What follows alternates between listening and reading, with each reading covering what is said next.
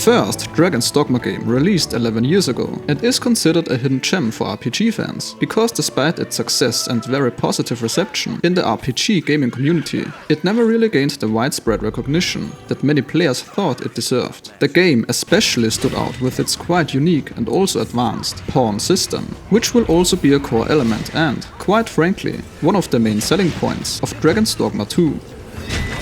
In case you're not familiar with the pawn system, it essentially means you have one AI-controlled companion that you can customize just like your character. And in addition to this, you can choose from another 2 AI-controlled pawns that other players created and will temporarily accompany you on your playthrough. We'll get into this in more detail in just a bit. For now, let it be said that those are not just some random, insignificant AI companions that will make a few comments here and there, and that's about it. That's not at all what this is about. The pawn system is integrated in a way so that it actually makes sense for it to be there and goes well with the rest of the game's features. Therefore, it's not just a gimmick that has been thrown in there just for the sake of it, but is an integral part of the game. To make sure we're all on the same page here, let's start with the fundamentals. What is Dragon's Dogma 2 in its essence? Dragon's Dogma 2 is everything Dragon's Dogma 1 was, a single-player, narrative-driven action RPG. It continues the narrative in a parallel world, focusing on the Arisen, a champion whose heart is stolen by a dragon.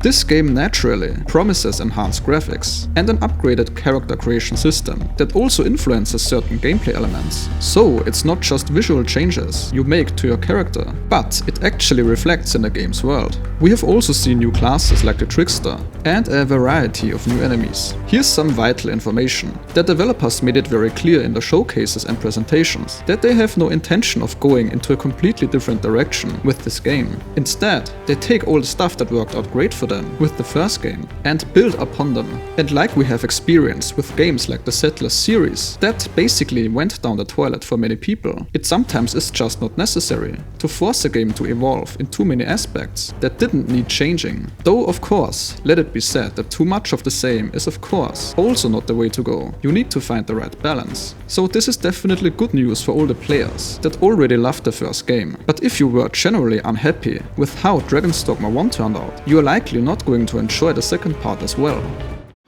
As I mentioned earlier, the character creator is significantly improved. It has been updated with photogrammetry, technology, and the decisions you make here impact the gameplay, with physical attributes affecting speed, stamina, and combat capabilities. It is pretty refreshing to have a character creator that affects more than just your looks, but on the downside, some players may also feel overwhelmed with the decisions they have to make so early.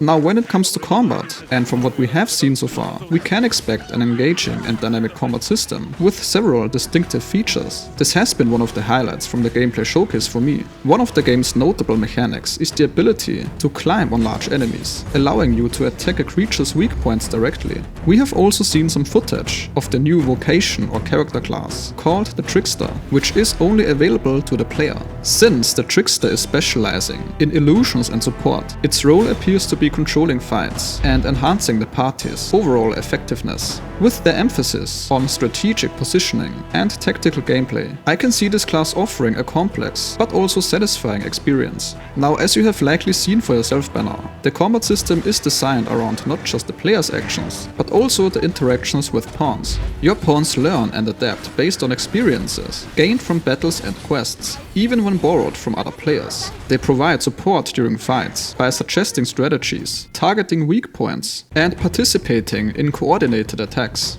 Here's how the pawn system works in a bit more detail. Dragon's Dogma 2 basically features an online system, where players can recruit other players' main pawns, using an in-game feature called the Rift Stone. While this is indeed a single-player game, this online functionality allows us to receive assistance by borrowing pawns created and trained by others. These recruited pawns can join your journey and bring their unique skills and knowledge from their original games to help us on our journey. Players create and customize their main pawn, from their appearance and abilities to their personality. So the main pawn is a constant companion throughout the game and is participating in battles, quests and exploration. Like I mentioned, pawns learn from experiences in combat and exploration. So if they encounter a specific monster, trap or puzzle, they learn how to counter it more effectively. For instance, if a pawn has battled a griffin before, it might know to target its wings to prevent it from flying. The entire Their system is honestly pretty cool, and I'm definitely looking forward to experience the improved AI in Dragon's Dogma 2. The open world, or the game's world in general, also seems to have benefited a lot from the improved technical capabilities. The game's world is said to be 4 times as large as the first game, and is designed to be interactive, which is always a nice thing to hear when developers go that route. It feels more like an actual world to be a part of, when you can interact with various objects, instead of a massive static wallpaper you're traversing. The game director said, when exploring dungeons, caves and other parts of the world, our exploration will never be interrupted by loading screens. Never is a pretty strong word to use. So if that is truly the case, I am very much looking forward to it, especially after the loading screen simulator that unfortunately was Starfield. At last! The bell has tolled on the age of the console. We are not going into the story too much for the sake of spoilers, but I can tell you a little bit about the 2 main factions. We have the Kingdom of Vermund. This era is described as classic, medieval, European in style. Vermund represents a more traditional fantasy setting, with its architecture and also society, reflecting this theme. The people of Vermund generally view the Arisen and the pawns as heroes, which affects how players interact with NPCs, and of course the quests available in this region. In contrast, Batal is a desert-like region, with a distinct cultural background. Its residents view the Arisen and the pawns as bad omens. So this difference in perception compared to Vermund surely leads to a variety of unique interactions and storylines specific to the area. Even though both factions have different views and cultural attitudes towards the Arisen, the dragon is universally seen as a threat across all regions. Show me the path thou wouldst walk. For this game to deliver, it needs to refine and expand upon the mechanics and world building of its predecessor. We already know it's offering a seamless, and from what we have seen, varied and interactive open world that should keep players invested in both the story and gameplay. The pawn system looks great, and coupled with the innovative combat is probably the highlight for most players. So I believe those who appreciate a mix of strategic combat, exploration and a narrative that adapts to choices will likely enjoy this game. The only thing I'm actually concerned about this game right now is the performance. Even in the footage they have presented, it doesn't look all that splendid for a 2024 title. Let's hope they figure this out until launch. I am once again asking you that if this video helped you out one way or another, to consider leaving a like. It really does make all the difference when it comes to my video's performance. See ya!